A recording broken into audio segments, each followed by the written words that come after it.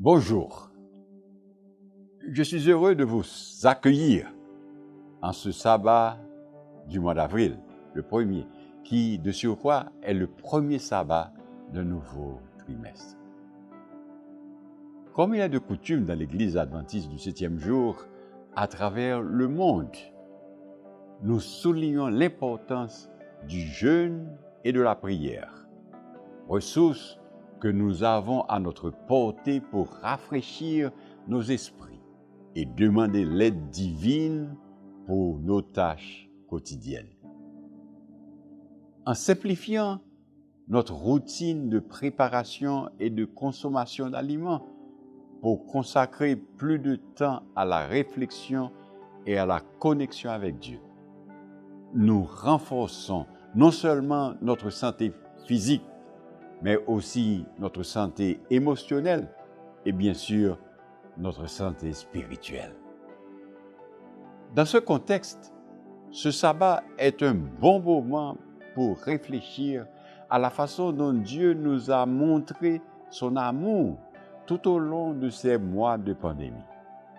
Nous avons perdu des êtres chers, des amis et des frères et sœurs dans la foi. Plusieurs ont perdu la santé, le travail ou les études. Mais nous continuons à faire confiance à Dieu, car il montre qu'il est au milieu de nous, il est avec nous. Et précisément, représentant l'administration de la division interaméricaine, je veux profiter de cette occasion pour exprimer mon admiration et ma gratitude à chacun de vous.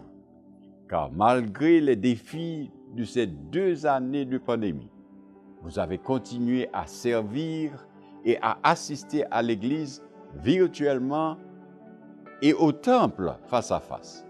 Vous avez participé d'une manière incroyable au projet de service communautaire et à l'évangélisation. Et en retournant les dîmes à la maison du trésor et en apportant les offrandes généreuse, vous vous êtes révélés de fidèles fils et filles de Dieu. Et comme 1 Corinthiens nous le rappelle, il a une récompense pour chacun de ses enfants fidèles. Et je lis le verset 9 du chapitre 2.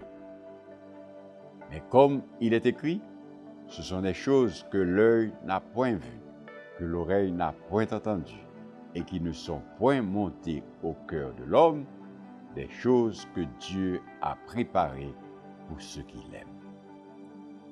Quelle belle promesse et quelle belle opportunité.